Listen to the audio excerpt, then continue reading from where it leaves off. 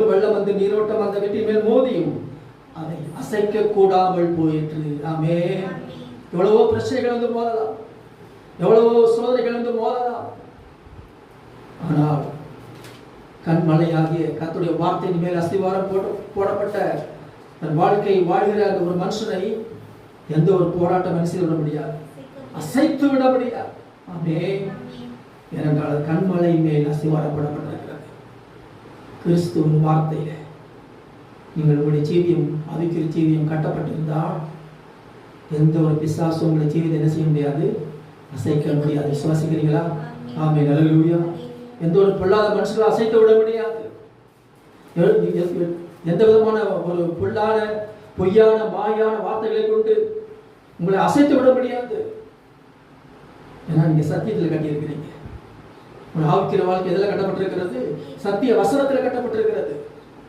ஆகவே பொய்யான வார்த்தைகளை எவ்வளவுதான் பிசாசு கொண்டு வந்தாலும் வார்த்தைகள் உங்களை என்ன செய்து விட முடியாது, செய்து விட முடியாது. அல்லேலூயா. சோதரம். ஆகவே நீங்கள் வசனத்தின்படி வாழ்வதற்கு முக்கியம், வசனத்தின்படி செய்வதற்கு முக்கியம். அது மாத்திரமல்ல, மூன்றாவதாக பார்க்கிறோம், வசனத்தின்படி செய்யும் பொழுது அநேக ஆசீர்வாதங்கள் உண்டாகும். சும்மா ஒன்றும் வசனத்தின்படி ஆண்டவர் செய்ய சொல்லலை. இந்த வசனத்தின்படி வேத வசனத்தின்படி செய்யும் பொழுது கர்த்தருடைய கிருபை உங்கள் மேலேயே தங்கி இருக்கும்.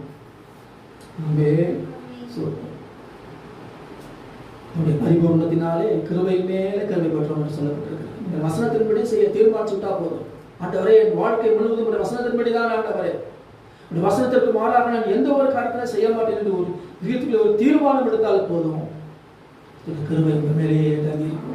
அல்லேலூயா. 103ஆம் சங்கீதம். சோதரம். நான் 7வது வசனம் 18வது வசனம் வாசிக்கிறேன். 103ஆம் சங்கீதம் 17-18. கர்த்தருடைய கிருபையோ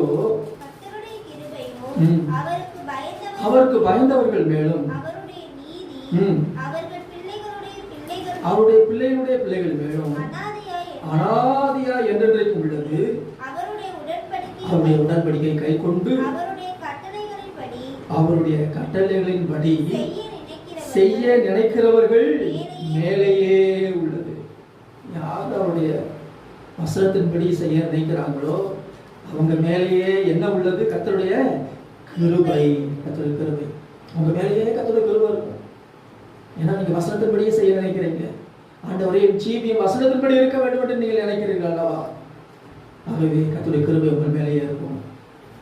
அது மாத்திரமல்ல, கர்த்தருடைய வழியை வாய்க்க பண்ணுவார். ஆமே. நீ புத்திமானாய் நடந்து கொள்ளுவா.